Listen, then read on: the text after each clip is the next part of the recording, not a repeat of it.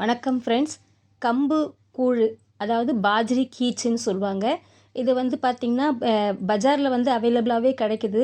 இதை மிக்சியில் பல்ஸ் மோடில் வச்சு ஒன்றும் பாதியுமாக நுணுக்கிட்டு உம்மிலாம் எடுத்துட்டு இது கூட பச்சை பயிர் சேர்த்து நம்ம குக்கரில் வேக வைக்க போகிறோங்க.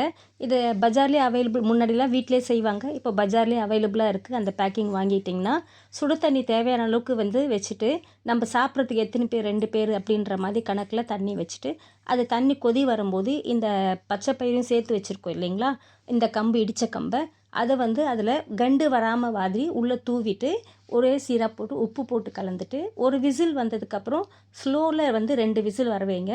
பார்த்திங்கன்னா இந்த மாதிரி அழகாக வழவழன்னு வெந்து வருங்க. இது உடம்புக்கும் ரொம்ப நல்லது. சீக்கிரமாகவும் செஞ்சு சாப்பிட்லாம். அது இல்லாமல் இது ஆற வச்சு இது ஆறுனதோடு தயிர் கலந்து சாப்பிட்லாம்.